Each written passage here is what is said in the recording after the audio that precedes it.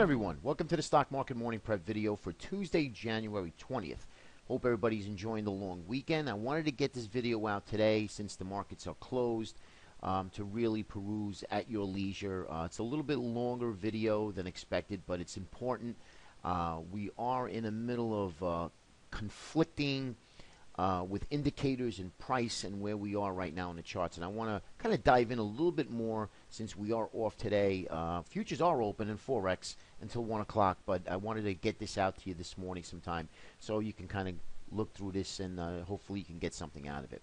Well, where are we now? Well, we've been really chopping around since November 1st at the highs. Yes, we rallied about 100 points. We sold off 100, then 70.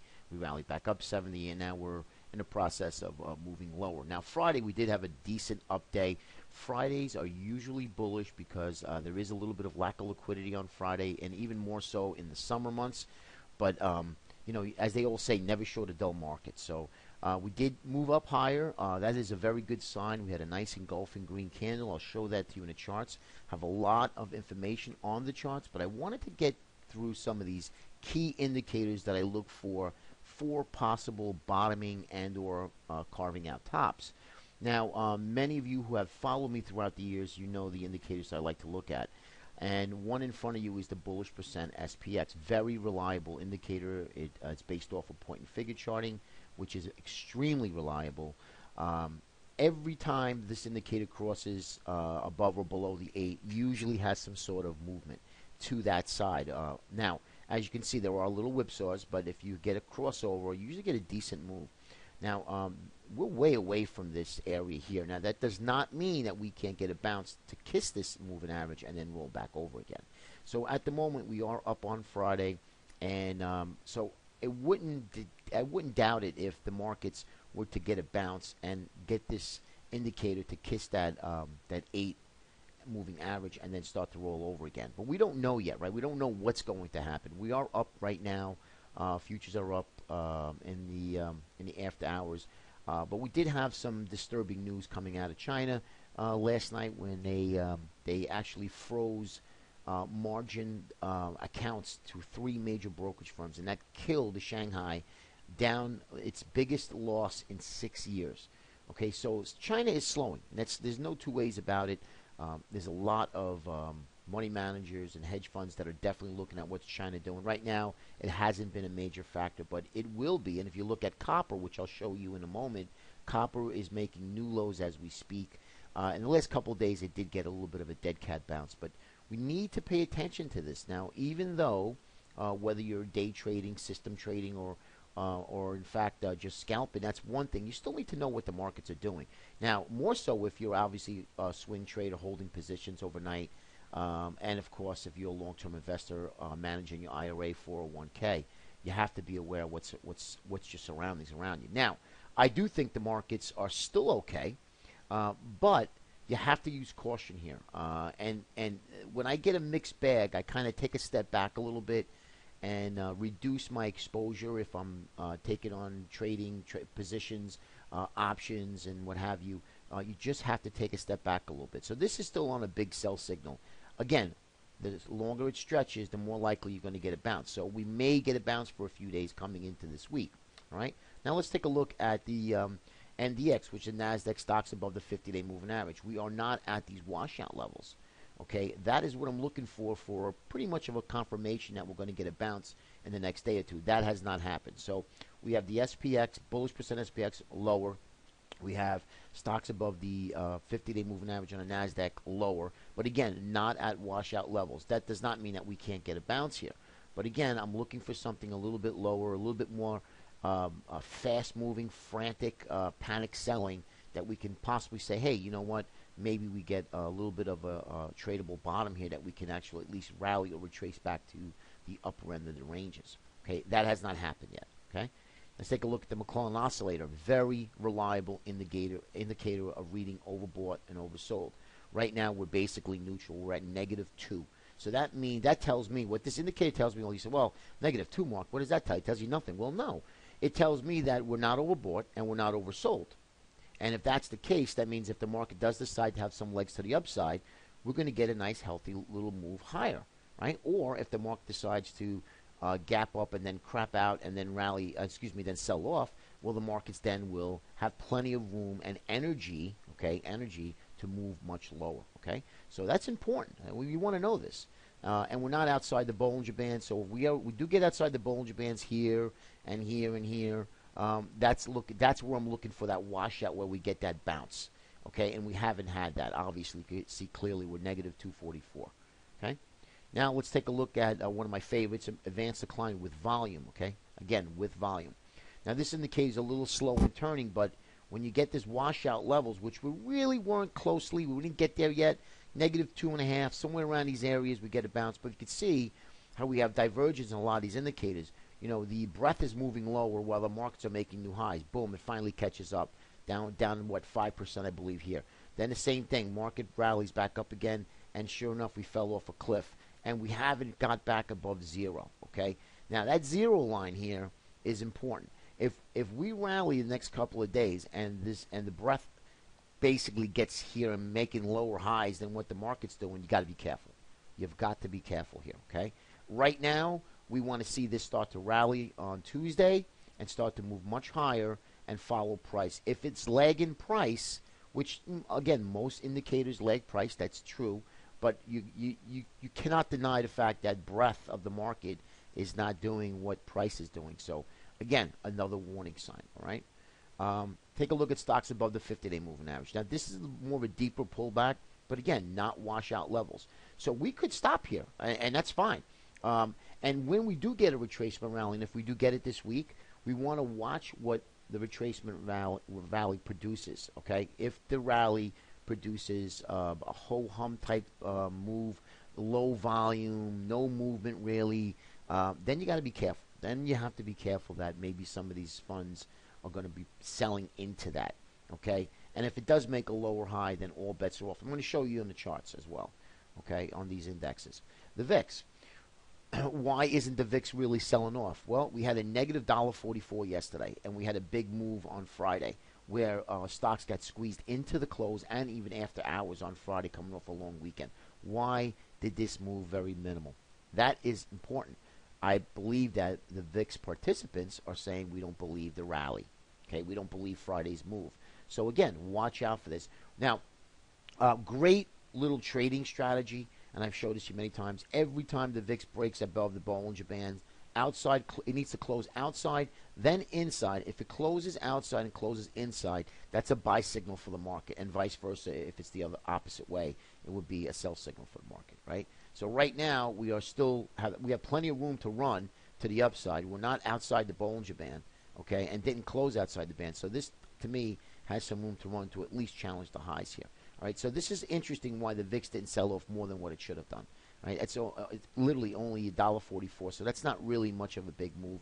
6%. I get it, but to me, and I've seen VIX sell off, VXX. If you look at that, you'll see it's twofold. All right, so this didn't sell off at all. So that's something that's concerning to me as well.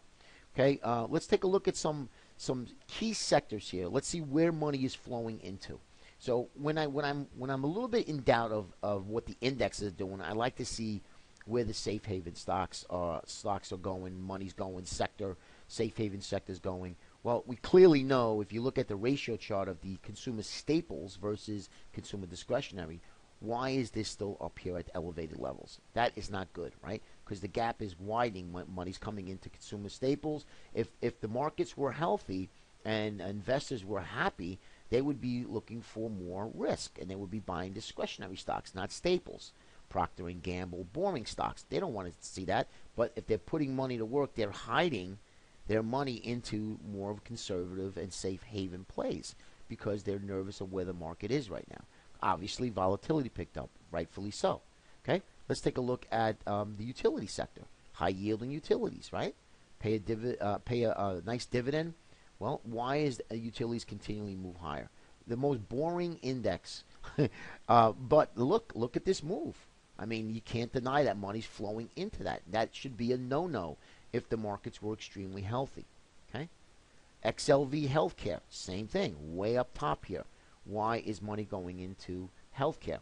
So you have this, consumer staples, healthcare, and utilities. Those are the three main safe haven sectors where money gets parked when in times of extreme volatility. All right, where there's unknown. Well, that's happening. Bonds. All right, same thing with bonds. So it's just, a lot of things aren't lining up at the moment where price should be. So we need to really kind of take a little step back. I just wanted to show this to you. I'm not saying to go short the market.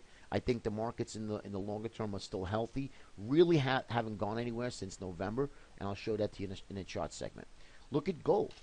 Now, gold is a monthly chart of gold. Gold, when gold crossed above the 8 and the 20 back in '02, we went into a bull market. Then we crossed over in 2013. We are in a bear market. Now, gold is still in a bear market, mind you. We just had a big bounce the last couple of weeks. Let me show that to you in a daily chart. Okay, but why? Now, all of a sudden, the fear trade is back on again? Possibly. It looks like that. So gold is now rallying here, breaking above the 200-day moving average and rallying. Biggest move in the last couple of years. So that is also a concern of mine. So you have all of the safe haven sectors plus gold on that fear trade. That's something that you can't deny noticing, okay? And I'm sure at one point in time you're going to have these fund managers notice too as well. Copper selling off Dr. Copper, right? We have industrial metal here used in a variety of things. And copper is making new lows. China's not doing well. So you just have to be alert. Not saying to short the market again. Follow the trend. The trend is your friend. I am a trend trader. Everybody knows it. Follow the trend. But use caution. That's all I'm saying is just use caution here, okay? Another thing that's concerning, and I'm going to get to the chart segment, is what happened with the Swiss National Bank. They released their peg of 120 for the last 3 years on Thursday and really created havoc of more Forex markets than the futures and equities. But you cannot deny that there are plenty of fund managers and hedge funds that were short the Swiss franc. That is going to be complications to come down the road. And I am not saying it's going to be the next day, the next week. But in the next month or so, I believe you're going to see some major fallouts of some banks that were short. And it's going to happen. So we just want to be ready for that. Okay? Something like that when you don't have, when a Swiss National Bank does not talk or at least converse with the Federal Reserve or the ECB or any other central banks around the world, and they just put out a statement like that, that to me there's going to be some major ramifications. Remember that, okay? And I believe that it will come out in the wash, and it's probably going to come out the next 4 to 8 or 12 weeks. We don't know when, but we need to be careful here. And that's why when I say use caution, if you are a longer-term investor or swing trader, if you swing trade for a day or two, that's fine. If you're okay with taking overnight risk at these levels, especially what's going on around you, that's fine. Me personally, I wouldn't even think about it. That's not me. If you are a long-term investor looking to add to your stocks, I have a funny feeling you'll probably be able to add stocks at cheaper prices. Okay, so just want to put that out there. We have a lot of individuals that also manage the IRA, and they're longer-term investors as well. All right, so let's look at the weekly chart of the SPY. Is the long-term trend intact? Absolutely. Did we get a doji, a long-legged doji, which is indecision for the week? We did, but we did close above the line. So to me, I do think that the markets are intact for now. We need to let the markets prove itself to see where we're headed, okay? And I'm just going to run through this right now. What I did was I did Fibonacci retracements on the index. I took all the lines out just so you can really see it. And I just label where the 61.8% retracement would be. If we lose that 200, the next target would be the 61.8, 192.18. I do like looking at the ETF so I can see the gaps that close instead of the futures. But as you can see here, we closed the gap on November 1st.